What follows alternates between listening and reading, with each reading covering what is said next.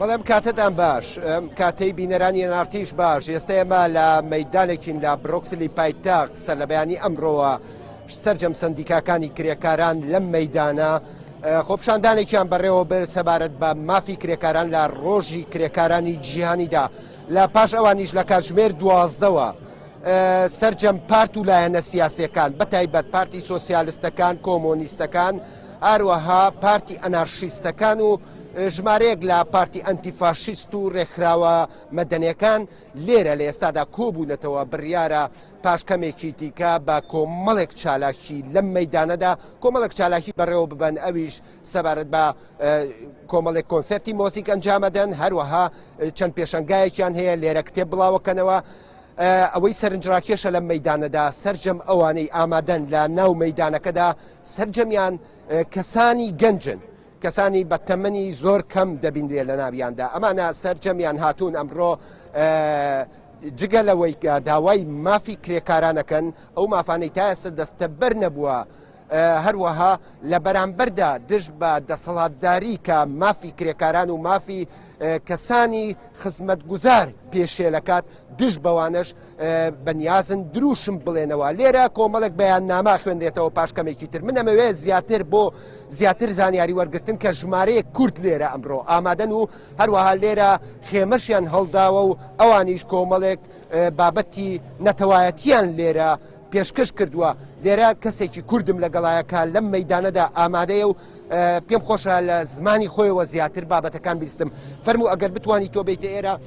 کاک سابر ئێوە ئەمڕۆ بۆچی لێرن سلااو ڕێز بۆ هەموو بینەرێن ئینارتی تیوی بەریار تشتی ڕۆژی دنیا کارگەران ji هەموو کارگەر و کەتکاری دنیای پیرۆز دەکەن بتایبەت گەلێ کورد و کەتکار و زەحمەتکێش ئێمە ژی وەک کوردی ساکنی بێلژیک ئەو ڕۆژ بەخاتری ئەو کە ڕاستی گەلێ کارگەر لە هەموو دنیای هەلا حتان هاژی نەگەشتنەوی ماف و حەق و حقوقیان نها ئێمە لە دەولەتێک دژین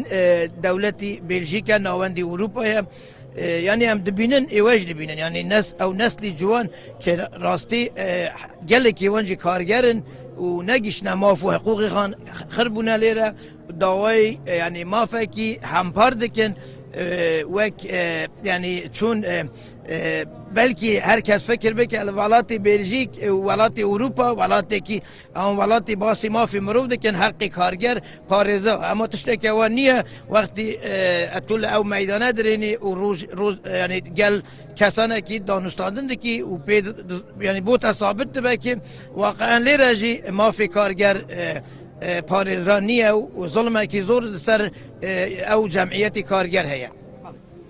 ئێوە وەکو بە چ چالاکیەک بەشداریەکە لێرە ئێوە ئەمڕۆ دیارە بابەتی مەسەلەی نەتەوایەتیش باسەکەن ئێمە وەک گەلی کوردی بێلژیک بجۆز یانین ئەو لایەنە سیاسی و فلان وەک نەتەو چەند کەسێکمان وەک ینی دیپلۆماسیە نەتەوی کورد لێرە چادرمان وەرگرتووە و ئەو زوڵم و ئەو زڵمی دەوڵەتانی داگیرکرد بە گەلی کورد تێکردنێ و ئەو زڵمی کێ لە وارێ سیاسی و لە وارێ جواکی و لە وارێ هەر تشتە بۆ ئەو مڵاتی لێرە بڵ ئەو لایەنە لێرە ئەم ینی تۆزی دەدەن و ئارە نیشان باشە زۆر سپاس دەکەین ئێمە سپاس هەرکەفتیبی هەر هەبێ بەڵێ هەروەکو گوێتان لێ بوو لێرە دیارە پاشکەمێکی تر چالاکیەکە بە تەواوەتی دەست پێ دەکات ژمارەیە کۆنسێرت لێرە دەدرێت هەروەها چاوەڕوان دەکرێت کە ژمارەیەکی زۆرتر لەم ژمارەی کە ئێستادا لە مەیدانەکەدا هەن بێنە ئەم مەیدانە و بەشداری چالاکیەکە بکەن وەکو ئاماژەشم پێدا سەر لە بەیانی سندیکاکانی کرێکار لێرە بە ژمارەیەکی زۆر بەشداریان کرد و چالاکیان بەڕێوە برد منە گەڕێمەوە لایەوە لە بڕۆکس لە بەلجیکا و سپاس